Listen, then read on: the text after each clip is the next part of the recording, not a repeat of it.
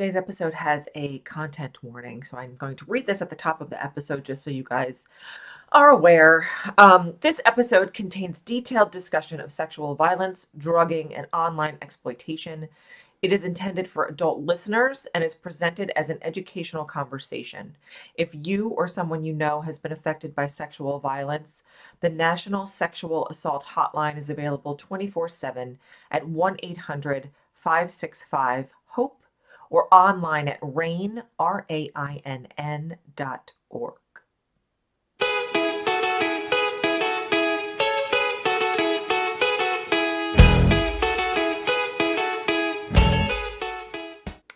Hello, yellers. Welcome back to Why Am I Yelling?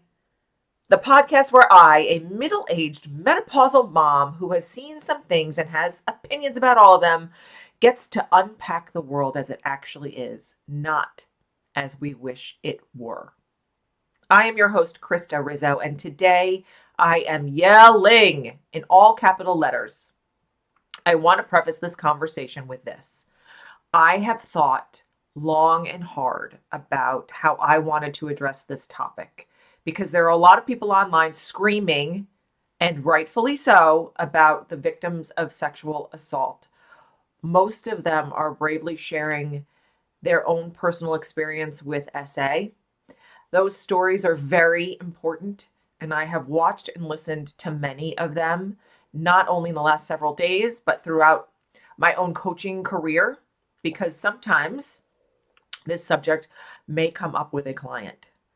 I have even shared my own experience with sexual harassment and inappropriateness throughout the last decade that I've been doing this work, as that was a very large catalyst for my decision in leaving my corporate job to start my own coaching business and subsequently my own healing journey from that. I support and hold in my heart every woman who has experienced any type of inappropriate advance, harassment, or assault.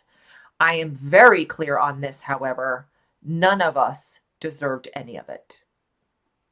So with that swirling around in my mind, I decided that I wanted to talk about it by sharing facts and data, and in the typical podcast format for this podcast, have an educational component on how men can address this issue in supportive ways for their wives, friends, mothers, sisters, and daughters.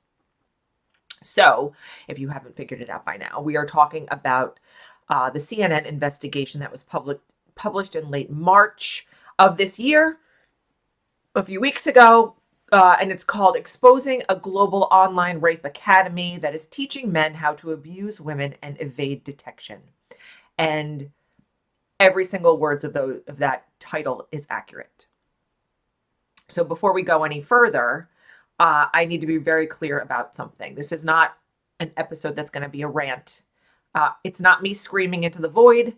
I'm going to talk and walk you through what CNN found, explain why the number that has been flying around on social media is both alarming and has been misrepresented in some places, share some statistics that every adult in America should know.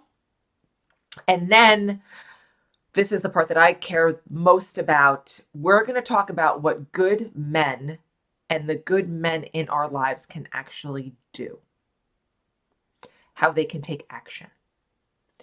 Because I am tired of awareness without action. I am tired of outrage without outcome. So we're going to go have the hard conversation, and then we're going to hand you a map. Okay? Let's go. So let's start with what CNN actually found, because it's often the case with social media. The story gets passed around with a headline that was both true and potentially a little misleading, because we all know headlines need clicks. And that matters when we are trying to have a real conversation. CNN's investigative journalist team, specifically Sasika Van Dorn, Kara Fox, and Nev Kennedy, spent months inside a hidden online world. What they found was a massive organized ecosystem where men share specific techniques for drugging their partners, film those assaults, trade the videos for feedback, and this is where my stomach turns, live stream the abuse of unconscious women in real time to paying audiences for $20 per viewer, and then have a chat audience directing what happens on the screen. What? Like, what? That's disgusting. The site at the center of this investigation is called motherless.com. It's a pornographic website that hosts more than 20,000 videos tagged as so-called quote unquote sleep content, videos of women being filmed without their knowledge while they are unconscious. These videos are organized with tags like passed out and eye check. Huh? Yes, that's right. You heard those words right. Eye check. That refers to men lifting the closed eyelids of a sedated woman on camera to document for the audience that she is fully unconscious before the assault begins. So let's just sit with that for a second. These are not nameless strangers. They are women, wives, partners, mothers. And in the CNN investigation, survivors spoke on the record. A woman named Amanda Stanhope discovered video evidence that her former partner had sexually assaulted her while she slept. When she brought it to the police, they questioned her on whether she was actually asleep or just pretending. A woman in Italy, who is a mother of two, discovered that her husband of 20 years had been drugging her with alcohol and sedatives and filming the abuse. She said, and I'm paraphrasing here, that she was being treated like a slaughterhouse meat. CNN also tracked down a man in Ceuta who was running a business, an actual business, shipping sedation liquids worldwide for 150 euros a bottle, with the marketing promise that the target would not feel anything and would not remember anything. CNN went inside a private Telegram group linked from this site called Zzz, that's 3 Z's, like you're sleeping, Zzz, right? With nearly 1,000 members, where men from Poland, West Africa, Spain, and across the world were sharing specific drug cocktail doses, trading assault videos for feedback, and organizing live streamed abuse. Now, the number that's been circulating on social media is 62 million. People have been saying that 62 million men attended this quote unquote rape academy. And I want to be honest with you because I think honesty is the best policy and it makes for a more powerful conversation. The fact-checking outlet Snopes clarified that 62 million, that number represents the total number of visits to the Motherless website in February of 2026. And now we know over 80 million in March. The website hosts more than 100 categories of pornographic content.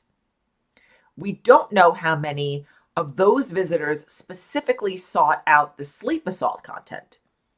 The ZZZ Telegram account group had nearly 1,000 members. So that's not 62 million people. But here's the thing, and this is important to pay attention to. The clarification does not make it better. A website with 62 million visits that is also hosting 20,000 videos of women being raped while unconscious and facing essentially zero legal consequences. That is catastrophic failure of platforms, of law, and of culture. A French lawmaker who had herself been drugged by a former senator called these spaces, and I'm now quoting again, an online rape academy where every subject is taught. The ZZZ group was eventually removed during the CNN investigation, but CNN's journalists noted that dozens of groups like it are still operating today, as I speak. And the legal architecture, the UK regulator Ofcom investigated the parent company of Motherless and didn't even examine the actual content. They checked whether the company had filed proper paperwork. When the paperwork was provided, the investigation was closed. There was eventually a fine for inadequate age verification. That is the complete record of legal consequences for hosting 20,000 videos of women being assaulted in their sleep. So yeah, be angry. Be very, very angry. And be precise about why you are angry. So here's where I want to put some numbers on the table, because sometimes we need the data. I know that I like to have the data to back up the information to truly feel the weight of something. And sometimes we need to hear it stated plainly without hedging to understand that this is not a fringe problem. This is not a those people over there problem. This is a pervasive, documented, ongoing crisis that most of us are walking around inside every single day. Let's start with the broadcast picture. According to the most recent data from the CDC, the National Intimate Partner and Sexual Violence Survey, there are those, by the way. It was released in 2025 and it covered 2023 and 2024. In that, nearly half of the women in the United States stated that they have experienced some form of contact sexual violence in their lifetime. Almost half. So half of the women that participated in this survey between 2023 and 24 acknowledged that they had some kind of sexual violence in their lifetime, that experience. And then more than 1 in 6 men also answered that in the survey. Okay, so when we broaden that information to include forms of sexual harassment and assault, a national survey by Tulane University found that 82% of women and 42% of men have experienced sexual harassment or assault in their lifetime in the past year alone. Roughly 1 in 4 US adults, more than 68 million people, experienced harassment or assault. And the rates have not changed since 2018. The Me Too movement moved culture in meaningful ways, yes, but it did not bend the curve of prevalence. So think about that. The Newcomb Institute report in 2024 found 82% of women have experienced sexual harassment or assault in their lifetime. In the past year alone, over 68 million US adults experienced it, with significantly higher rates for women at 32% and men at 15%. This is data that I think is very important because context, right? Context is important to have in these kinds of conversations, these difficult conversations. So 1 in 5 women experience sexual violence in their lifetime. And in the US, a sexual assault occurs every 68 seconds. Rape is the most underreported crime in America. Estimates put the percentage of sexual assaults that go unreported at somewhere between 66% and 80%. Unreported. Some studies on child sexual abuse put the reporting rate at just 12%. And false reporting occurs in only 2% to 8% of cases. So let's debunk that myth, right? Believe people, right? Believe people. The CDC's new data also for the first time measured technology-facilitated sexual violence, receiving unwanted sexual messages or images, having intimate images shared without consent. More than 1 in 4 women have experienced that. More than 1 in 6 men have experienced that.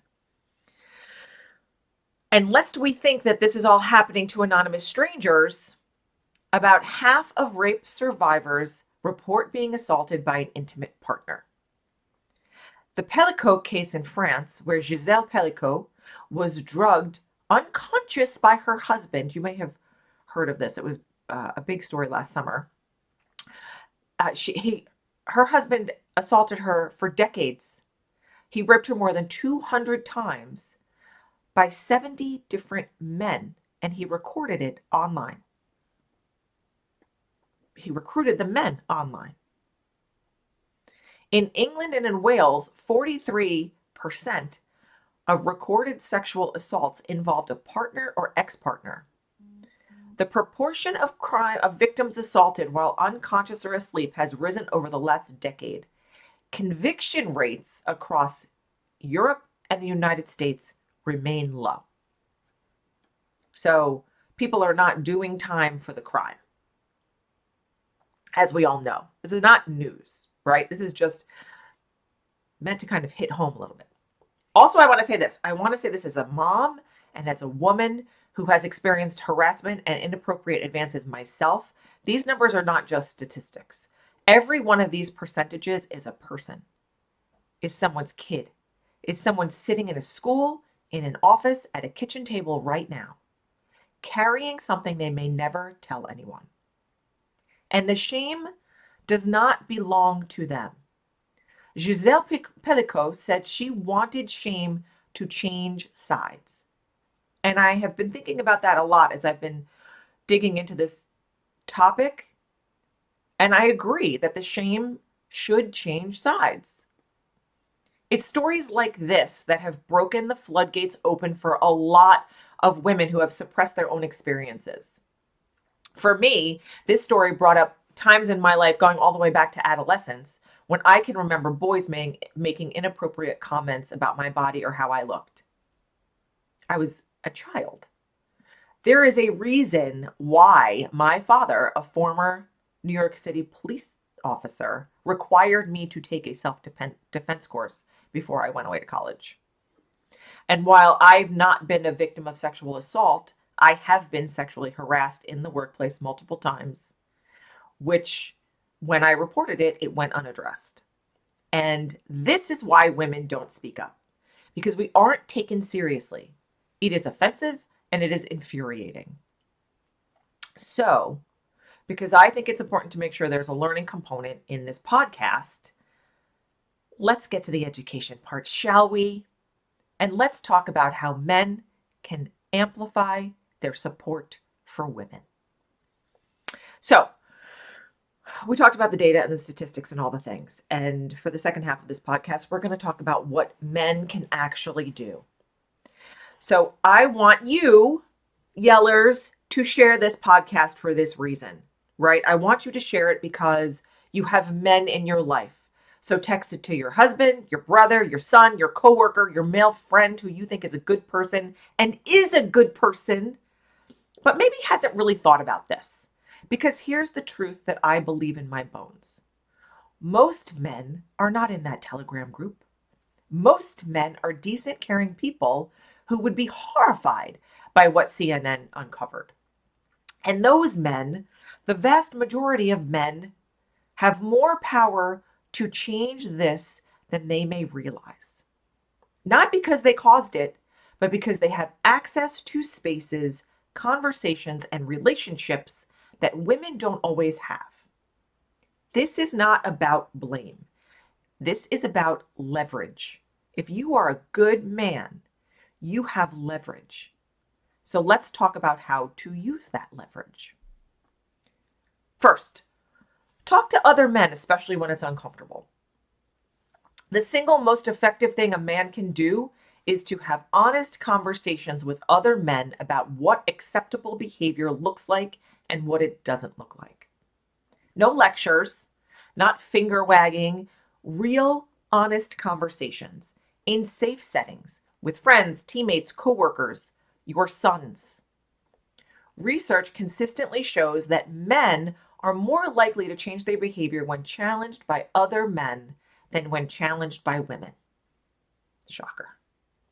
Your voice in that locker room, that group chat, on the golf course, at your family dinner table, it carries weight that a woman's voice in the same room oftentimes doesn't. Please use it. If a friend makes a joke that dehumanizes women, you don't have to write a dissertation about why that was wrong. And you shouldn't just laugh it off. You can just say, bro, that's not funny to me.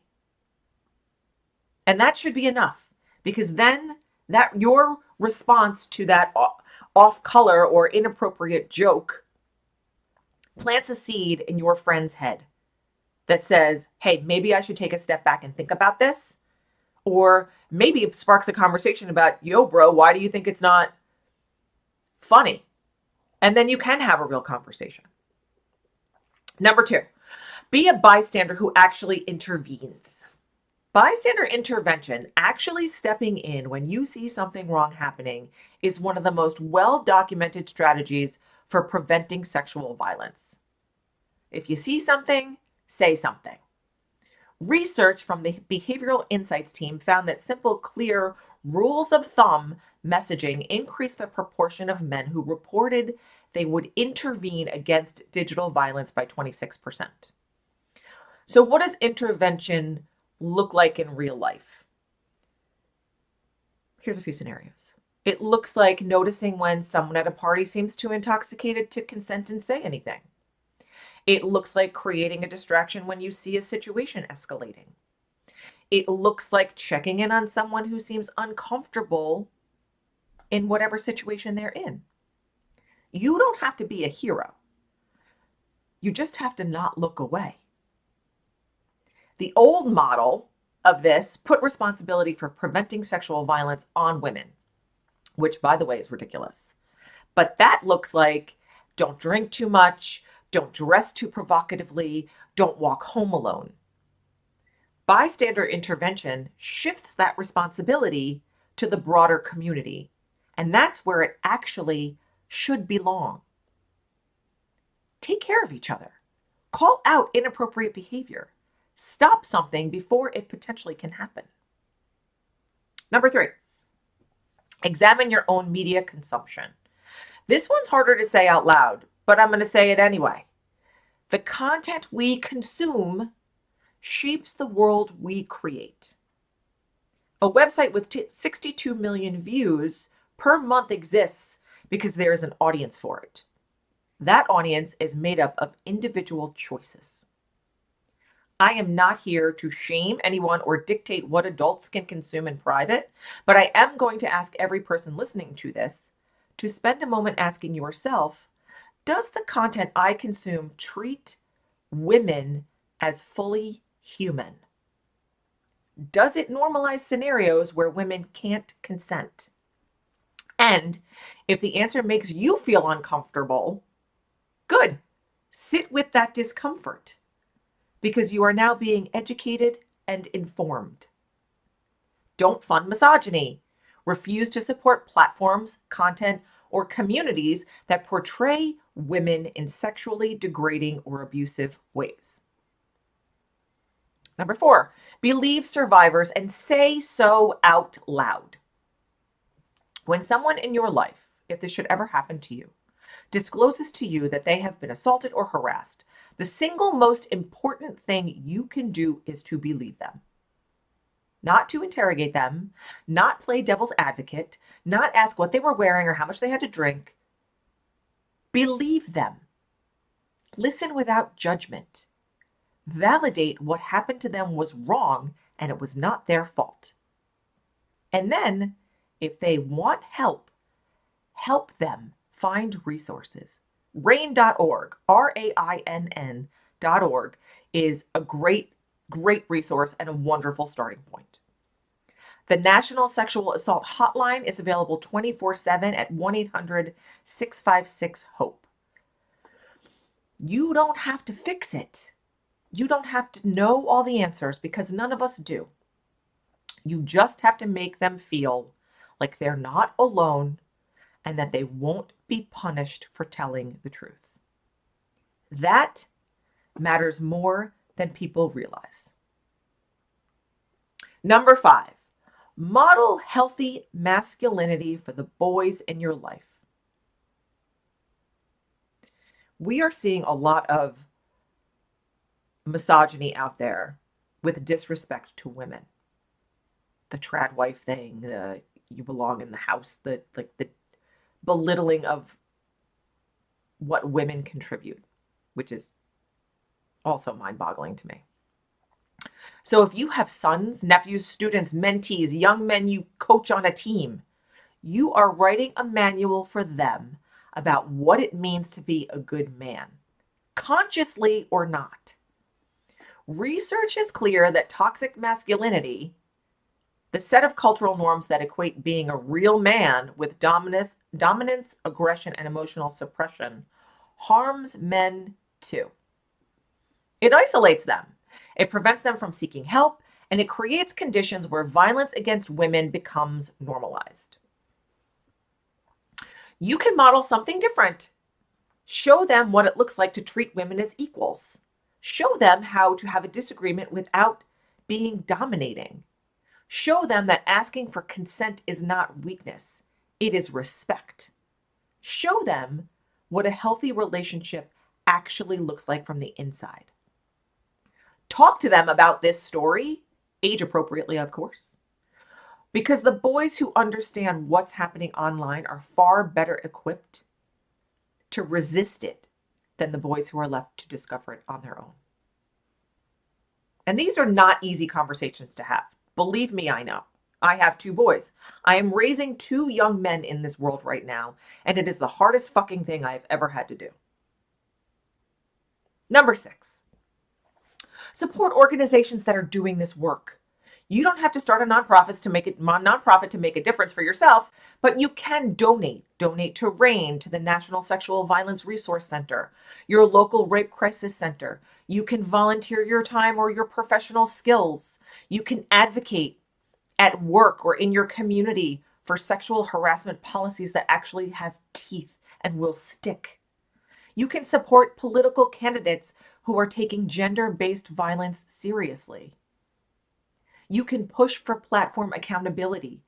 Contact your local elected officials about legal safe harbors that allowed a site like motherless.com to operate for years without consequence. And I want to add this too. When I say good men can do this, I'm not saying that sexual violence is men's fault to fix alone. Women have been doing this work for centuries, right? Centuries. Survivors have been screaming into the void for decades. What I'm saying is the problem will not be solved without men. Not because they caused it, but because culture is changed by everyone in it. Sexual violence is a community problem. We all share it, and we all have to solve it. All right, we have about 5 minutes left, you guys. So thank you for sitting through this so far, because I know this is a hard conversation and I'm reading a lot of facts, and so I'm not interacting with this screen. But if you're listening to this, it doesn't matter. You're not watching me. So we're on the home stretch, and there are a few things I wanted to leave with you before I go. First, I want to acknowledge that this episode was hard. It was hard for me to research. It was hard to write. It was hard to sit with. And as a survivor of sexual harassment and inappropriateness, you know, I see you. And if you are somebody who has also survived this, I get it. What happened to you was not your fault. Your story matters, and you deserve support. And so if I can offer you any kind of support, please, please do not hesitate to reach out. Second, I want to name something I think gets lost in all of this outrage, and that is the courage of the women who spoke to CNN. Amanda Stanhope, Valentina, the unnamed women who allowed their stories to be told, and Giselle Picot, who insisted on a public trial, who sat in a courtroom every single day while videos of her rape were played for an audience because she wanted the world to see what had been done to her in secret. She said she wanted the shame to change sides. And that is one of the most profound acts of courage I have ever heard of. Third, Let's talk about 62 million views. Even with the important clarification that this represents website traffic, not confirmed members of the abuse community. Even with that nuance, a website that hosts 20,000 videos of women being assaulted in their sleep that faces essentially no legal consequence is an indictment of every system we've built, of platforms, of regulations, of the culture that created the demand. We didn't get here overnight. We won't get out overnight, but we can start today, every single one of us. Fourth, if you are a man listening to this, thank you. Thank you for being here. The fact that you are listening to a podcast called Why Am I Yelling, hosted by a menopausal middle-aged mother, tells me something about you. It tells me that you're curious. It tells me that you care. And it tells me that you can handle the truth. You are not being accused of anything by listening to this. You are being invited into a conversation that needs your voice in it. Please bring your voice. Please bring it to your kitchen table, to your friend group, to your son's bedroom when he thinks you don't know what he's looking at online. And fifth, to my fellow middle-aged menopausal, tired, furious, still hopeful mamas out there, keep talking. Keep yelling. Keep having the uncomfortable conversations at the dinner table, in the carpool, at the PTA, with your book clubs. We know we don't all read the books. We're not being dramatic. We are being awake. And being awake is the beginning of everything.